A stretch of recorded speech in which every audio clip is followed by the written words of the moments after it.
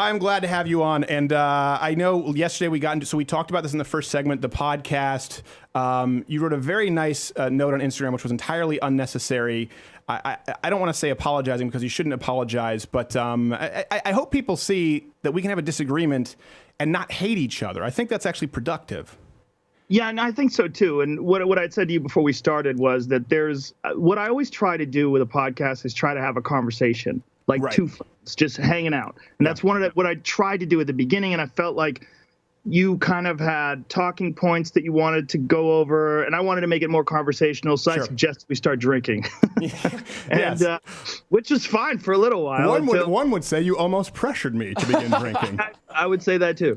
And then it got to the marijuana subject, and things got a little heated. And you know, I make the mistake of oftentimes communicating like I would with my friends in what I think is just a joking but aggressive way. Yeah. And I didn't anticipate your reaction to it, and you got defensive. And one thing I didn't take into consideration that I wrote in the Instagram thing is that you get attacked a lot. This is true. You get attacked a lot in a kind of a scary way. And I think you've done some really bold things and some really courageous things, like the whole Muhammad thing. I mean, you didn't have to do that, and you did it, and it's a really dangerous thing. And you get attacked so much that you're always kind of thinking that someone's setting you up. And I didn't want you to think that I was setting you up, and I had no intention whatsoever when you came on to set you up. I genuinely like you. I think you're a good guy, and I like talking to you, and I like talking to you off air. And I was trying to kind of recreate off air, on air, and it didn't seem like it was happening at the beginning of the podcast, and so that's why I suggested booze. Well, no, I appreciate it. And looking back kind of on yesterday, because if you look at kind of obviously the backlash, I think for both of us involved, what do you think, and I'll say, what do you think we should have done differently to be more productive, I guess? Oh, we definitely shouldn't have gotten drunk, for me. I wasn't drunk. You weren't drunk. I really wasn't drunk. No, I had one beer. Okay. Well, you had a little whiskey too, right? That stuff was awful, Gentleman Jack. We'll get you some real bourbon. I kind of like the fact that it's awful. That was not, but also I think I need to get to know you better, like where you don't, and we both don't get weird over conversations like that. Well, we can't just look at facts and pull things up. And I didn't want you to think that Jamie was ganging up on you. And that's what, where things went bad, is that when you were stating something about the highway fatalities and it was contrary to what I thought was the case, and then we pulled up the facts, I didn't want you to think that we were ganging up on you. I just wanted to find out, was I wrong? Were you right? Were you wrong? Was I not to revisit it? But can I bring up something that I didn't have time to yesterday? Sure. And this is something I think is important because, respectfully, Jamie is not experienced in sourcing articles or looking up news to the same degree that we are. So the very thing he brought up, I remember, and here's because I was talking about this earlier, my mental monologue. I thought, oh no, I've screwed up here, and that's what I said. You know what, Joe? I think you're probably right. I'll give it to you. And the reason why was because Jamie brought up factcheck.org. That was the main source he brought up. No, he brought up Washington Post. And it was originally from the factcheck.org was the source they were talking about. So there were a couple that he brought up. But I remember when he brought up factcheck.org, I saw it and I thought, oh, crap, because I've read that and we've written about that. And I remember thinking, you know what? I must have read that wrong because that's actually an article we've sourced. And it must have meant the opposite, because right below what he highlighted, it actually did say Gary Johnson was wrong. Increases in the incidences were significant. Marijuana-related traffic deaths increased by 154% between 06 to 014. This was in his source that he brought up.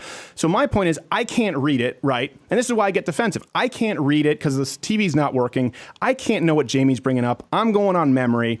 He has a never-ending cheat sheet, and there's no way that I can argue with that. And I would say, you're right about this. I'm incorrect. When I get defensive, it was when two people are saying, admit that you're lying, that it's bullshit.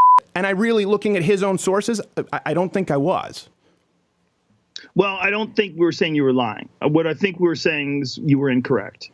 And I have read multiple things that said that the traffic fatalities decreased, particularly in Colorado. Right. Who's right or who's wrong? I don't know. I mean, we'd have to go seriously digging. Right. But his own source said that's wrong, is my point. And in real time, I can't fact check him because I don't have a computer, right? Right. And he brought up also that could also be attributed to the fact that the population of Denver, Colorado increased substantially once marijuana became legal as well. You have to factor that in. Right.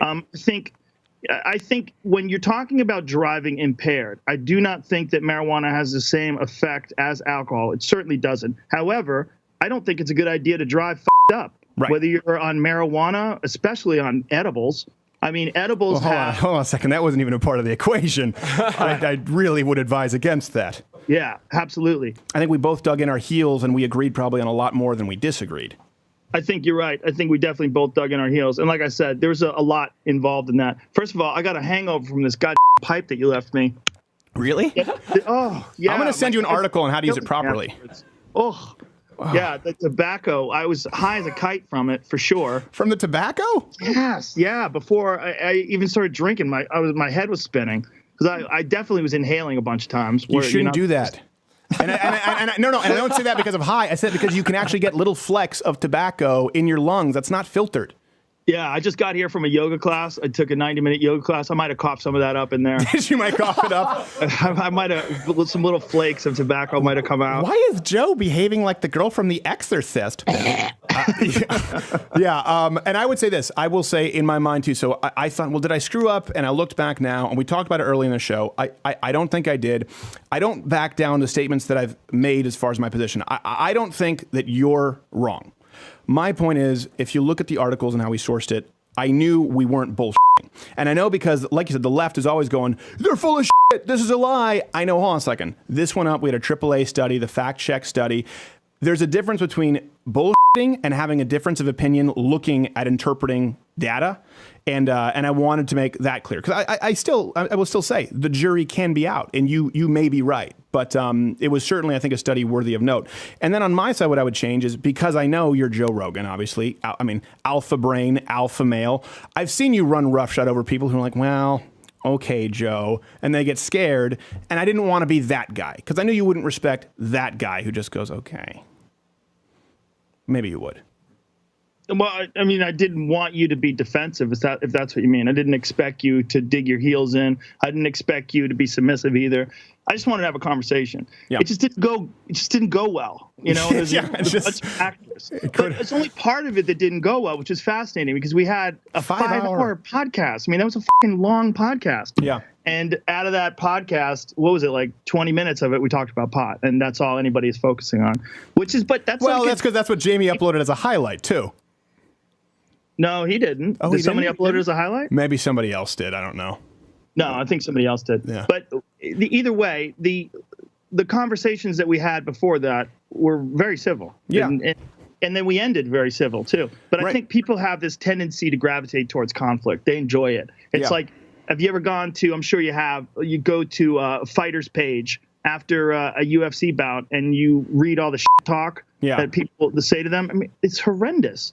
I mean, my favorite page is Mark Hunt's after his fights or something happens. You just read it. He's just like, fucking steroids, mate. Everything. It just goes in and he just they hang me out to dry. F the UFC. F you. F Brock Lesnar. You're sitting there like, Mark, just tone it back. This is going to be admissible. That was Mark. I was talking about fans. I mean, fans like after like Ronda Rousey recently lost, I went and checked like some of her, like the online things, the things that people were saying about her. I mean, people love jumping in on something that really doesn't, they're not really connected to it, but they connect themselves to it. They love conflict where essentially nothing is at stake for them, but they can really get whatever rocks off they have. And thank you so much for being here, sir. We appreciate it. I'm glad hopefully people see this and think, oh, okay, well, listen, maybe they don't hate each other. Dude, I don't hate you at all. I think you're a good guy, and that's why I made that Instagram post. And I saw this back and forth both ways. People mad at you, people mad at me. It was just so stupid. And it was just, a drunken hiccup in a long conversation. Hey, if you like this video, subscribe by clicking the button that says subscribe. If you're not aware of it now, there's no way you're learning the internet at this point. I'm not going to help you. But this was clipped from my daily show, available exclusively to LottoWithCreditor.com/MugClub members. If you're a student, military, or veteran, enter in that promo code. It's less than $6 a month, and you get daily content. No more clips, plus this hand-etched mug. Oh, when I feel it, I got a chill like on the inside.